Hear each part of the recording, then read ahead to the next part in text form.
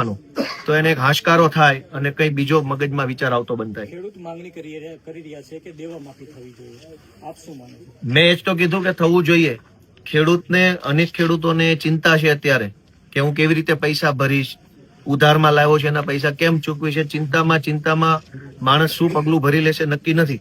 સરકાર જો આજકાલમાં જાહેરાત કરી દે કે કોઈએ લેણું ભરવાનું નથી, ધિરાણ લીધું હોય, લોન લીધી હોય, વ્યાજે રૂપિયા લીધા હોય, નથી ભરવાના, એવી જાહેરાત જો કરી દે તો ખેડૂતને એક હૈયાધારણા, એક આશ્વાસન મળે કે સારું હવે પૈસા ભરવા પડશે નહીં, તો કોઈનો જીવ બચી જાય. પણ આ તો સર્વેના નાટક, ઠરાવના નાટક, ખેતરે ખેતરે ફોટા પડાવવાના નાટક આલે છે. સરકારના નાટકમાં ખેડૂતોનો જીવ જાય છે, એનું શું કરવાનું? આવી ઘટના બીજી વખત બને તો જવાબદાર સરકાર.